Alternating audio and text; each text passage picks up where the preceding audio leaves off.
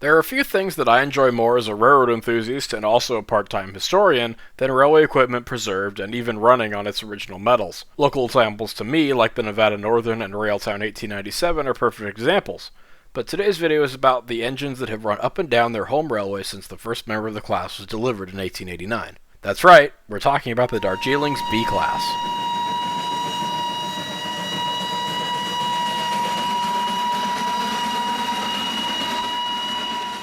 The Darjeeling Himalayan Railway, originally known as the Darjeeling Steam Tramway Company, as when you get technical, as a railway that follows the old cart road all the way to Darjeeling, it is technically a tramway, began construction in 1879. However, by the time the first locomotives arrived and the line was completed to Darjeeling, the railway had been renamed to the Darjeeling Himalayan Railway Company. The DHR is known as one of India's hill railways, so named because they went up into the hills and provided escape for the British during the hot Indian summers.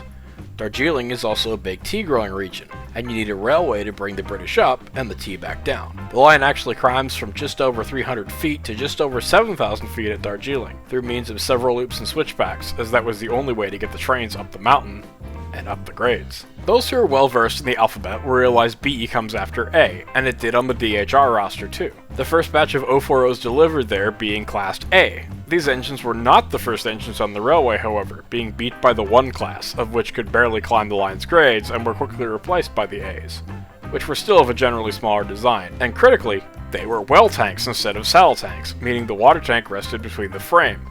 Uniquely, because of the small gauge, 2 foot, the water tank also jutted out under the cylinders on both sides, which tended to be an issue when a locomotive would derail, as the water tank could easily be punctured.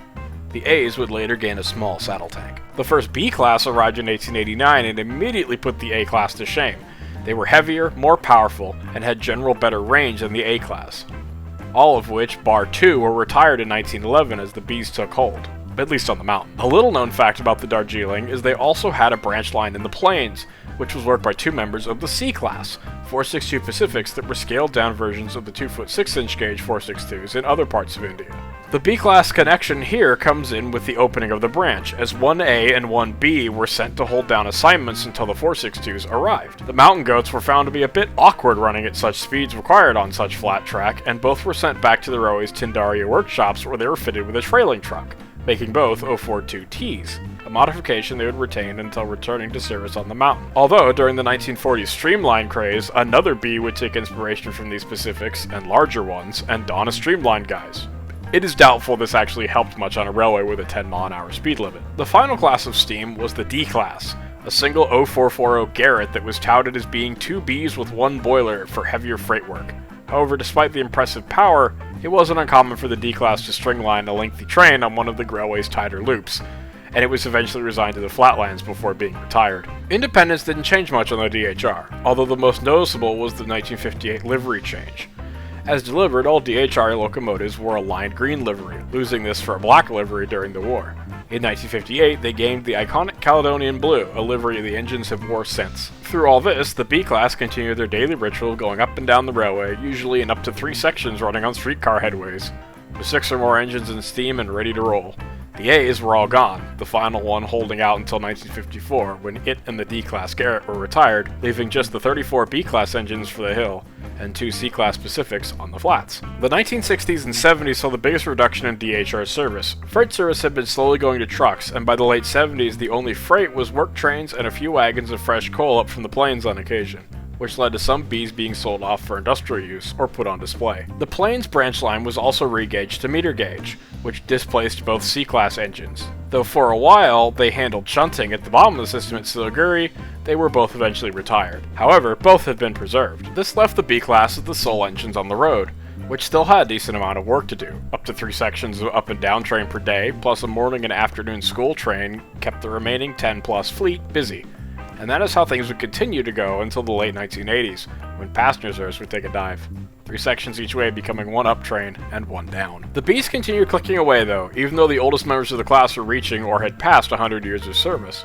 Tindaria Workshops deserves all the praise possible for keeping these engines running, and as steam came to an end on the other gauges in India in the mid-90s, the B-Class continued on. Due to the infrastructure and history, the DHR acquired World Heritage status from UNESCO, the United Nations Educational, Scientific, and Cultural Organization. Indian Railway's first move for the DHR upon getting this status was to bring several Indian-made NDM-6 type diesels in 2000 to replace the B-Class locomotives on regular service diagrams. The positive of their arrival was the mostly 100-year-old or more engines could now move into a minor role as backup motive power, and in a way the diesels saved the railway from dying outright, as one can imagine this railway was not the most profitable, running 2 passenger trains a day with steam. The negative was the rigorous maintenance to keep a core fleet of steam engines operable was no longer a big concern, and though the B-Class stayed in a secondary role with the diesels for some time, as of writing it's been quite some time since one has worked a proper regular service. Currently, B-Class engines are used on the Joy train from Darjeeling to Goom, a few miles from Darjeeling and actually the highest point on the railway, and a few others are kept on standby for charter groups or for the rare run up from the plains, be it the serviceable fleet in India or the preserved 19B in the UK. A good smattering of them are also preserved in several locations in India too. Would it be nice to see them still working regular service trains? Though one could say the Joy train is, as its timetable runs daily.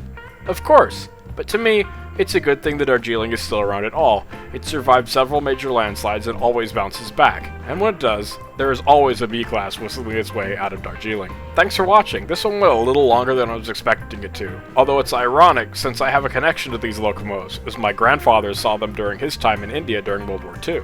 For more information on this amazing railway and class of locomotives, do visit the Darjeeling Himalayan Railway Society website. Thanks for watching.